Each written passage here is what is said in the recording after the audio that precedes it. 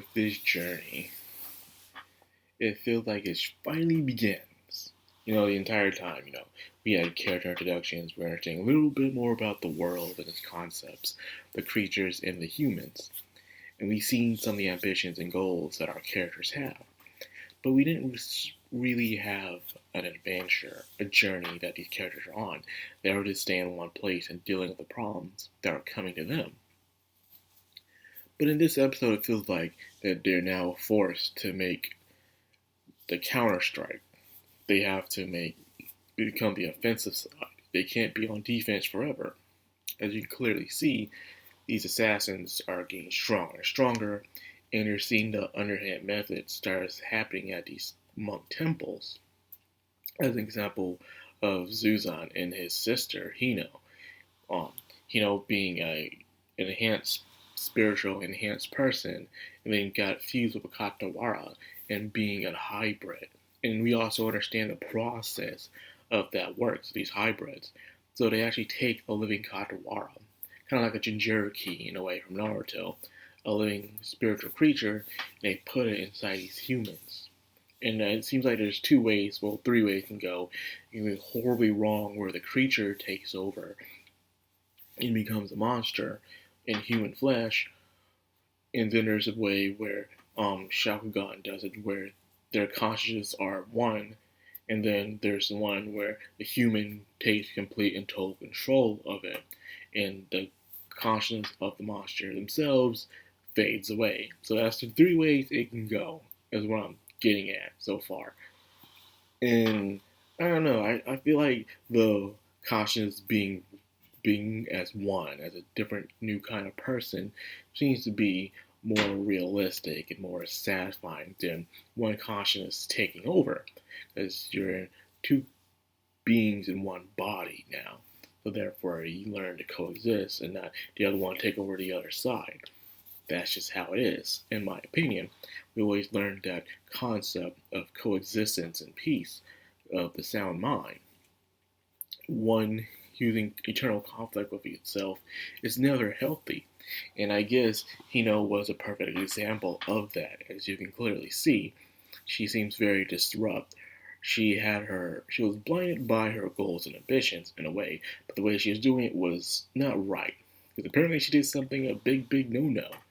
And it caused someone to go after her as well. Because apparently she killed someone very important. Now she's on the hit list too, by someone within her own gang, which is crazy, But it's funny because she was ordered to do it at the same time, so it's like you can't turn down this order, right? Or maybe you could. I don't know, but she did anyways because she, as said herself, wants to claim to be more than just people who works within the shadows. She wants to claim to go to light, meaning her brother. Build a place where they can live in the light without always being part of the dark, working in the shadows. Like assassins and ninjas and stuff like that. They do their work in secret in the dark and don't reveal themselves much. All the work is always dirty and underhanded because that's what is done. You don't hire people like that unless you want something very bad to happen. It's not like Naruto where ninjas are all cool and nice and stuff. No, ninjas were assassins. They did terrible deeds. They were also thieves. Information breakers, they would stalk around, be in disguise, try and give up all the intel they can get from someone. That's how it was meant to be a ninja, a spy, in a way. So the concept of ninjas always wearing black all the time, that was only when they were out at night going to assassinate somebody or stalking someone. That is it. They weren't always wearing the ninja suit you're always seeing all the time. There was a point wearing a ninja suit when you're in broad daylight. It makes no sense. It was very dumb. But it's a concept, unfortunately, that the entire world, not just America, but the entire world is taken over to. Well, except for Naruto, which is completely different. But then again, anything made from Shonen Jump completely over-exaggerates the concept of anything. But anyways, we got introduced to even more characters of what's going on here. You usually see a very, very cocky Jinkan. He's always ready to rumble. Even in the last episode where he had some fear, he overcame that fear and still got his confidence back. But this one, it was downright, no, we can't do it. We can't face a dragon. And in most mythic tales, a dragon is seen as the ultimate monster, right next to a vampire. Anyway, dragons are either feared or they're highly respected. It determines on where you live. In the West, west side of the world, the dragons usually have the four arms, the four limbs, the wings, they breathe fire, they want treasure, and they must be slain by a hero all the time. And then on the east side, a dragon is usually very long and mystical and something to be worshipped and respected and stuff like that. And it's not always in wrath, but it does when it has to. You know, dragons are very different in that thing. But anyways, this dragon seems to be the one that's pure out feared. Because when we found out that a dragon was coming, they're like, yo, we gotta go, man. There's no way in the world we can handle a dragon. And when he showed up, he displayed his power. And apparently he had a little kid following him too, who has eyes that's been filled with blood.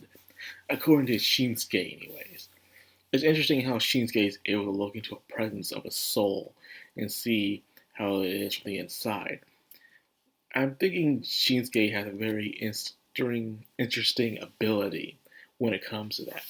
Like, how was he able to do something? He's just a human, but yet he seems to do something like that. Maybe I'm overlooking into it. Maybe I'm not.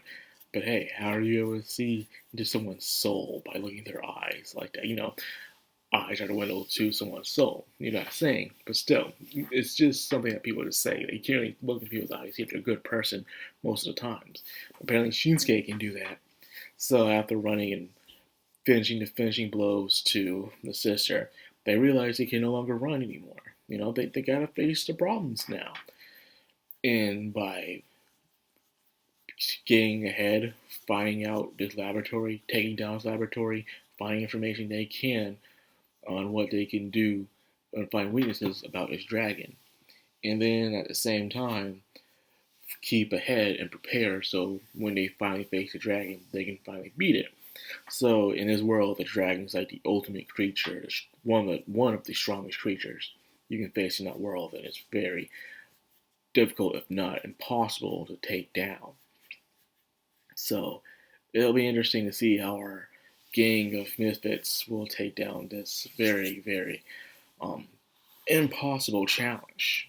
And as you know, when it comes to anime, everyone's always up for the impossible challenges. So anyways, that's all I got for this episode. I am looking forward to next, because, Sengoku Youko. I'm just glad it's being well adapted, and unfortunately it's not being talked about much, which upsets me, but it's to be expected. It's a very niche kind of thing and stuff like that. I just wanted it to be animated, and that's all I'm happy about. So I got what I wanted. So anyways, I hope you guys enjoyed the video. If you did, like, comment, subscribe, of course, hit that bell icon. This has been Madcrownxox. Signing out.